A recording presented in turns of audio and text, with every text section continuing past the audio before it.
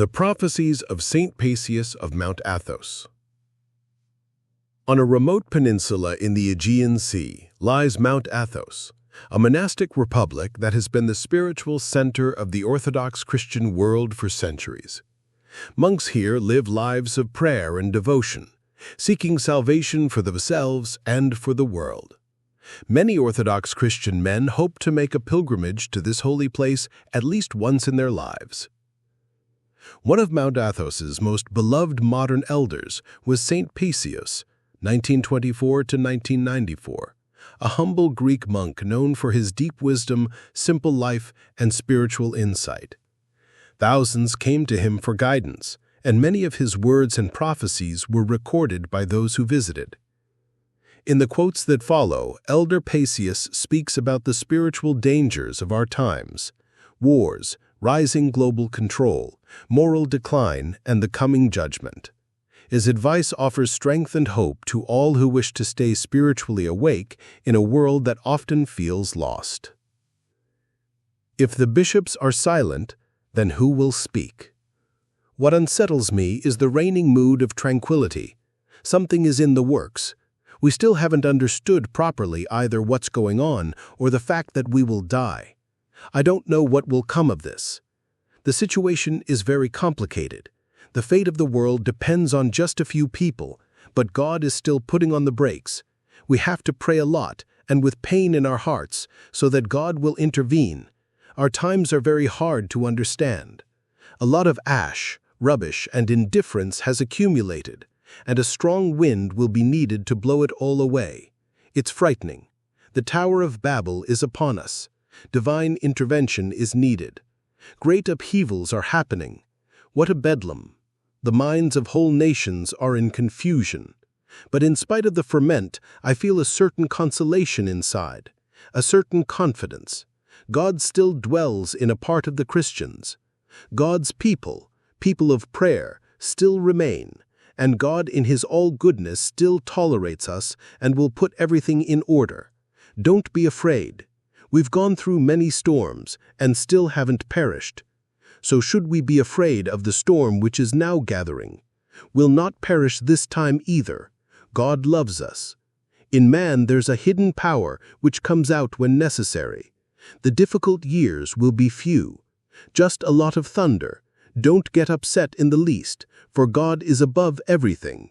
He rules everyone and will bring all to the defendant's bench to answer for what they've done, according to which each will receive his just deserts from God. Those who've in some way helped the cause of good will be rewarded, and those who do evil will be punished. God will put everyone in their place in the end, but each of us will answer for what they did in these difficult years, both in prayer and in deeds. Today they're trying to destroy faith, and for the edifice of faith to fall, they quietly pull out one stone, then another. But we're all responsible for the destruction, not just those who destroy, but we who see how faith is being undermined and make no effort to strengthen it. As a result, the seducers are emboldened to create even greater difficulties for us, and their rage against the church and the monastic life increases. Today's situation can be resisted only spiritually, not by worldly means.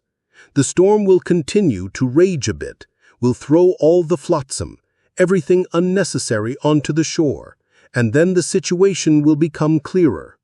Some will receive their reward, while others will have to pay their debts. Today there are many who strive to corrupt everything: the family, the youth, the church. In our day, it's a true witness to speak up for one's people, because the state is waging war against divine law. Its laws are directed against the law of God. But we are responsible for not letting the enemies of the church corrupt everything. Though I've heard even priests say, "Don't get involved in that. It's none of your business." If they had reached such a non-striving condition through prayer, I would kiss their feet. But no, they're indifferent because they want to please everyone and live in comfort. Indifference is unacceptable even for laymen, and all the more so for the clergy. An honest spiritual man doesn't do anything with indifference. Cursed be he that doeth the work of the Lord deceitfully, says the prophet Jeremiah. There's a war on today, a holy war. I must be on the front lines. There are so many Marxists, so many Masons, so many Satanists and assorted others, so many possessed, anarchists and seduced ones. I see what awaits us, and it's painful for me. The bitter taste of human pain is in my mouth. The spirit of lukewarmness reigns. There is no manliness at all. We've been spoiled for good. How does God still tolerate us? Today's generation is the generation of indifference. There are no warriors. The majority are fit only for parades. Godlessness and blasphemy are allowed to appear on television, and the church is silent and doesn't excommunicate the blasphemers. And they need to be excommunicated. What are they waiting for?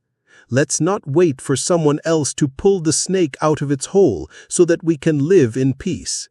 They're silent out of indifference. What's bad is that even people who've got something inside have begun to grow cool, saying, "Can I really do anything to change the situation?" We have to witness our faith with boldness, because if we continue to be silent, we'll have to answer in the end. In these difficult days, each must do what's in their power, and leave what's out of their power to the will of God. In this way, our conscience will be clear. If we don't resist, then our ancestors will arise from their graves. They suffered so much for the fatherland, and what are we doing for it? If Christians don't begin to witness their faith, to resist evil, then the destroyers will become even more insolent. But today's Christians are no warriors. If the church keeps silent to avoid conflict with the government, if the metropolitans are silent, if the monks hold their peace, then who will speak up? Give thanks to God for everything. Try to be manly. Pull yourself together a bit. Do you know what Christians are suffering in other countries? There are such difficulties in Russia. But here many exhibit indifference. There's not enough disposition to kindness, love of devotion. You see, if we don't begin to make war against evil, to expose those who tempt believers, then the evil will grow larger. If we throw aside fear, then the faithful will be emboldened a bit, and those who wage war against the church will have a harder time. In the past, our nation lived spiritually, so God blessed her, and the saints helped us in miraculous fashion, and we were victorious against our enemies, who always outnumbered us. Today we continue to call ourselves Orthodox Christians, but we don't live Orthodox lives. A lukewarm clergy lulls the people to sleep, leaves them in their former condition so they won't be upset. Look, they say, by all means don't say that there will be a war, or the second coming, that one must prepare oneself for death. We must not make people alarmed. And others speak with a false kindness, saying, we mustn't expose heretics and their delusions so as to show our love for them. Today's people are water-soluble. There's no leaven in them. If I avoid upsetting myself to protect my fleshly comfort, then I'm indifferent to holiness. Spiritual meekness is one thing, and softness and indifference are quite another. Some say, I'm a Christian, and therefore I have to be joyful and calm. But they're not Christian. They're simply indifferent, and their joy is only a worldly joy. In whom these worldly seeds are present is no spiritual person. A spiritual person consists of nothing but pain. In other words, he's in pain at what's going on. He's in pain for people's condition. And divine comfort is bestowed upon him for his pain. He who goes low goes sure. Our goal is to live an orthodox life, not just to speak or write orthodox. If the preacher has no personal experience, then his sermons won't go to the heart, won't change people. To think like an orthodox is easy, but to live an orthodox life requires effort. Today, God tolerates what's going on. tolerates, so that evil people will be unable to justify themselves.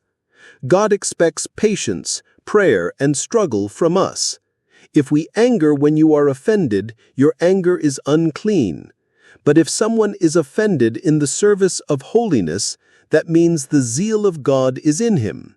Indignation can be righteous when it's indignation for God's sake. That's the only justifiable kind of indignation in a person. It's unbecoming to become angry in one's own defense. Resisting evildoers is another matter, however, when it's in defense of serious spiritual matters, when our holy faith, orthodoxy, is concerned. Then it's your duty to think of others, to counter the blasphemers in order to defend one's neighbor. This is pure, because carried out in love.